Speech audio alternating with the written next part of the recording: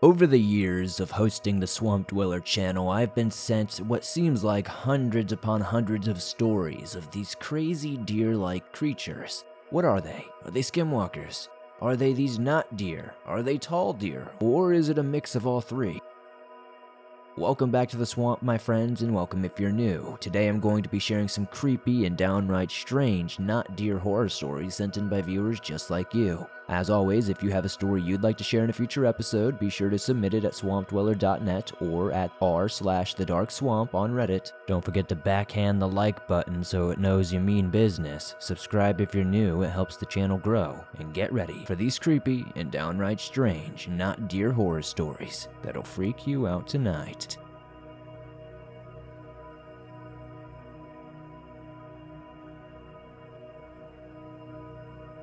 That's No Deer by Mickie L.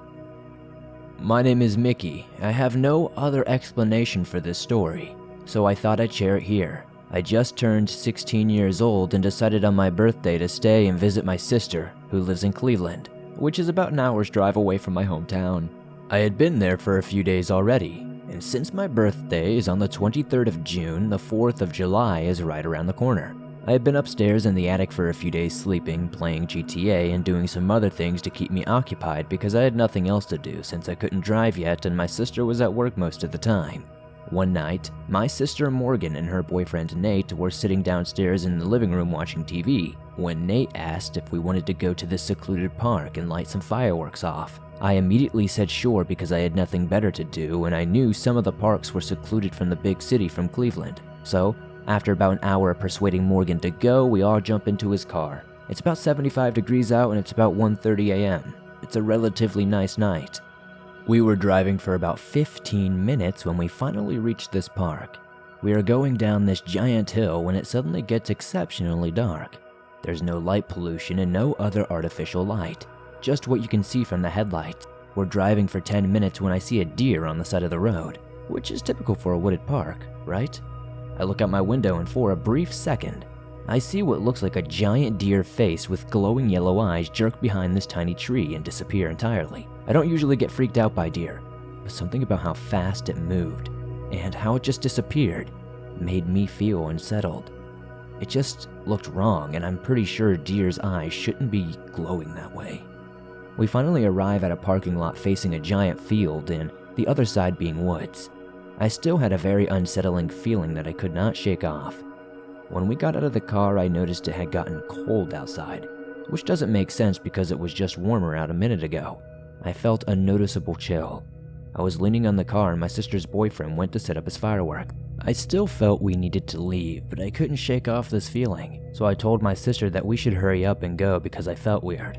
My sister, stubborn, just said to me that I have too much superstition and need to chill out.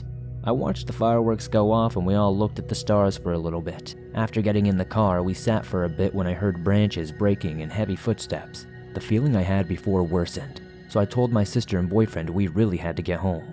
I noticed off in the tree line that there looked to be a deer, but there was something off about this deer.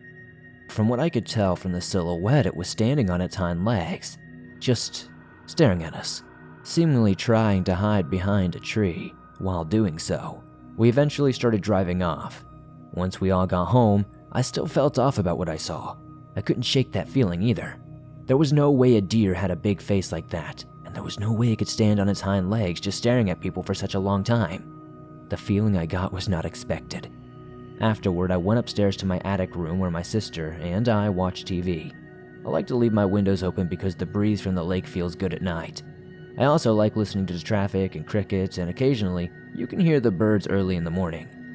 It was about 3:30 to 4 when my sister and I were sitting there, and I told her what I saw. She shook it off and told me I had probably just seen a deer. Then I noticed outside that I didn't hear anything. It was just quiet. That isn't normal at all for Cleveland, and not the peaceful quiet, the eerie type of quiet. Then I heard a very loud whistling coming from different parts of the neighborhood. I thought there was no way a human would be whistling that loud. It just emanated from so far but never lost its volume, let alone it was coming from all different directions at the same time. I closed the curtains and asked my sister if she heard it, and she replied with, "What are you talking about? I don't hear anything." Then the unsettling feeling set in again, and my stomach sank. I didn't sleep a wink that night. I still don't know what I saw that day nor what was whistling, but I'm hoping that I never have to see it again or hear it again.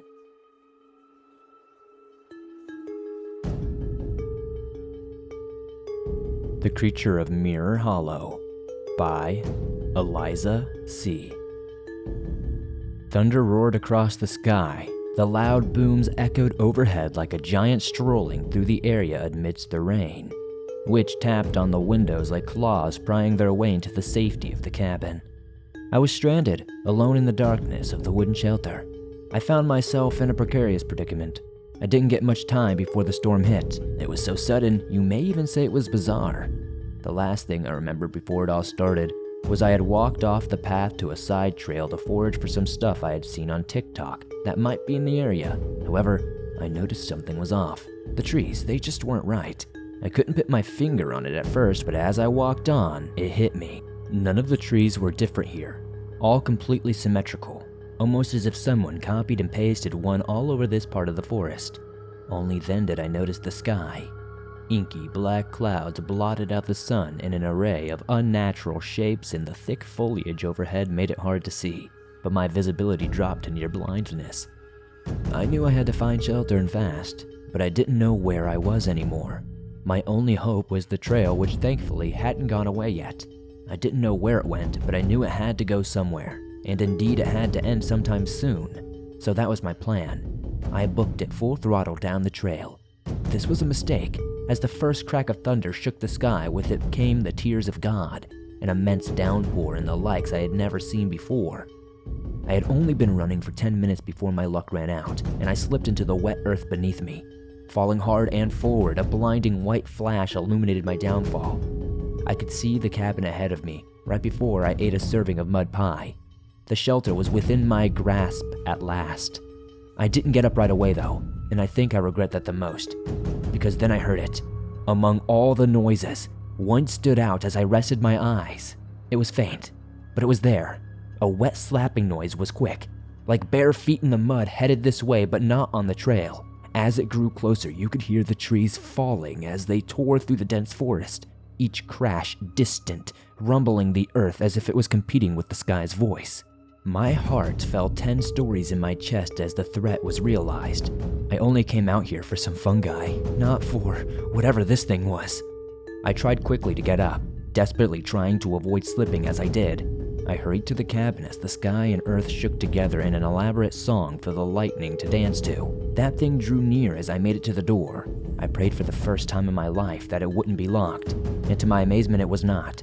I ran through the doorway, slammed it, and I fell around the edge of the door and locked it in a panic and made sure all the windows were locked as well. As I heard the trees crashing just outside, accompanied by that dreadful wet slapping, I almost thought I was too late.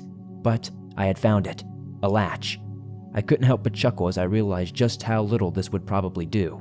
But I obviously locked everything regardless, as it could buy me just a second of time. After I had an opportunity to get my bearings together, I turned away from the door as another flash illuminated the interior through a nearby window.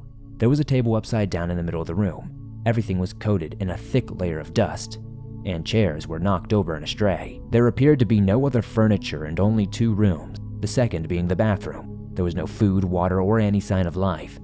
I could only wait out the storm and hope that that thing doesn't find me here.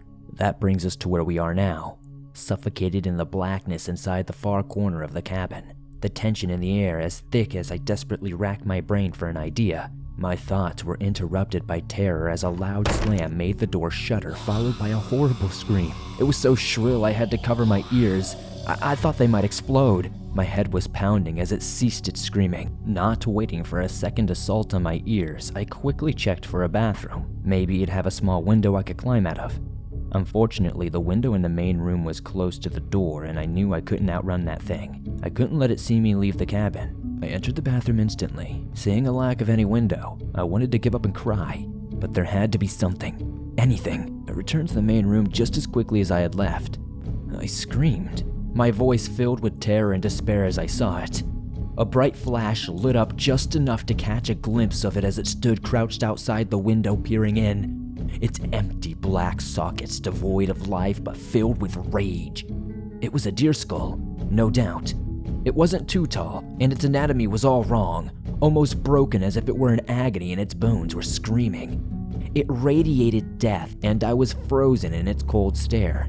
In the corner of my eye, I noticed a fireplace as another flash illuminated the room. But the creature had disappeared at this point, and I knew it couldn't be far, only trying to find a way in. So I dove for the fireplace. After being snapped out of my daze, it was my last option. I didn't give it good odds. Part of me already dug a grave for myself in my mind.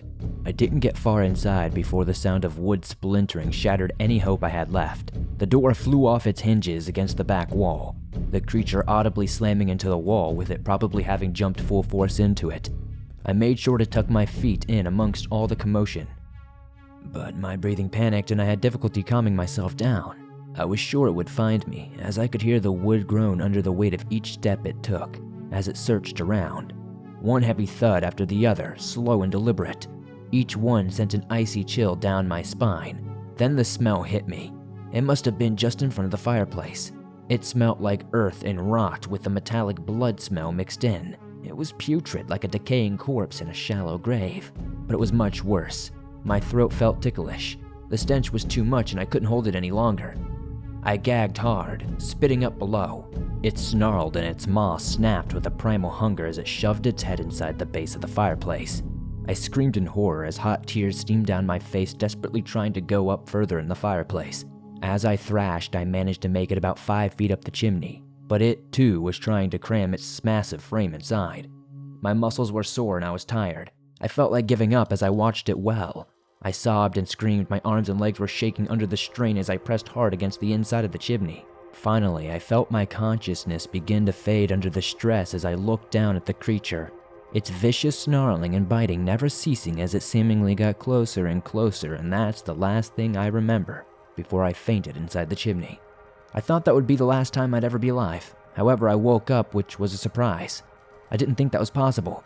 If I were dead, which I, without a doubt, was, but no, I wasn't to my dismay. I had got stuck in the chimney, so I had never fallen when I fainted. It must have given up at some point, but not without much effort. Bricks had been completely torn away, and it still wasn't enough to reach me, and for that, I'm grateful. But there was still a problem.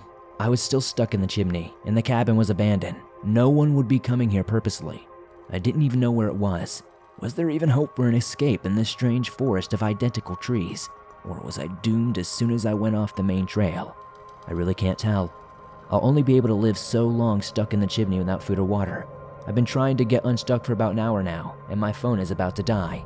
So I'm finished writing this as not a send-off, but a warning. If you find this phone, I beg you, please share my story. I'm sure you'll have a dreadful time reading it at first, so it's up to us. If you ever find this place in the forest where every tree is identical, turn back now. Don't be lured into its dark corners where the creature roams, waiting for you to enter its domain.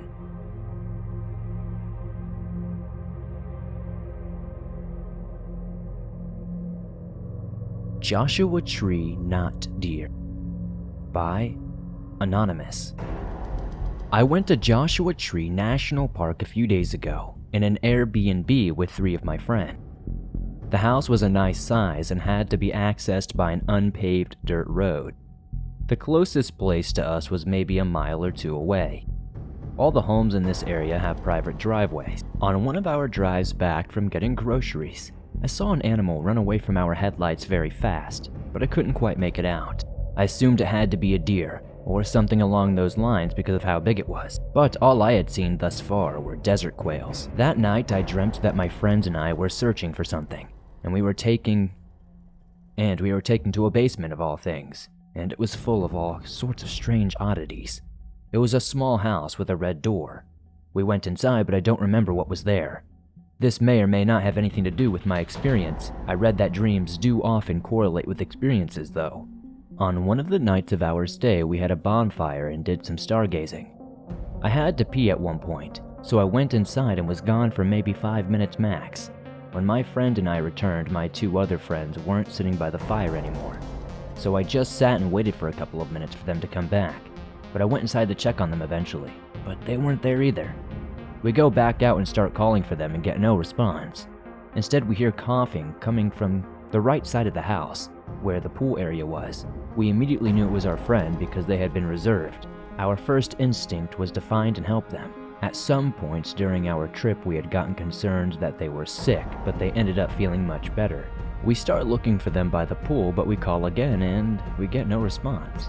But we do hear the same coughing, the same pitch, everything. It's almost like a mimic.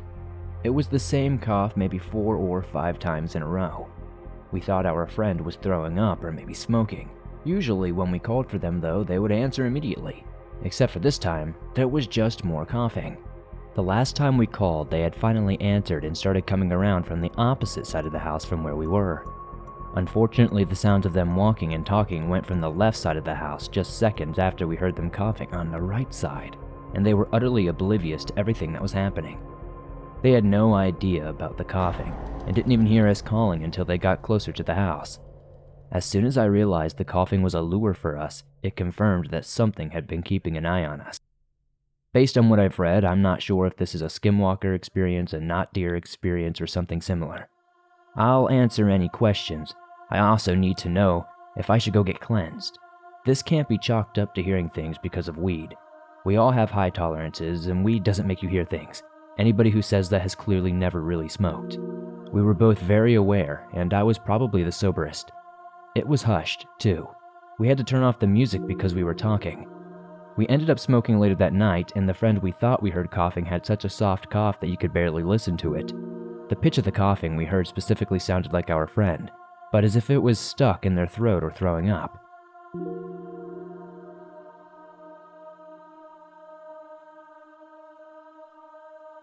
What do you guys think these strange deer anomalies are? Do you think that they could be some sort of distorted deer with chronic wasting disease? Are they skinwalkers, wendigos, forest spirits, tall deer, not deer, whatever name you can come up with? Or are they something entirely different? Maybe not of this world. Thanks so much for listening to these stories. If you enjoyed this episode, please be sure to slap that like button as it helps me out a ton. If you're new to the swamp, be sure to subscribe as it helps us grow. If you have a story that you would like to share in a future episode, whether it's an encounter with a not deer or something else out in the wilderness, be sure to send it in at swampdweller.net or at r/thedarkswamp on Reddit. I'd love to share your story with everyone here in the swamp. It's stories like yours that help keep this show going on a daily basis. If you're on the go and want to download your favorite Swamp Dweller scary stories no matter where you are, you can download them absolutely for free from Apple Podcasts, Spotify, Google Podcasts, and pretty much anywhere else you find your favorite podcast online. I'd love to know in the comments down below what story was your favorite tonight.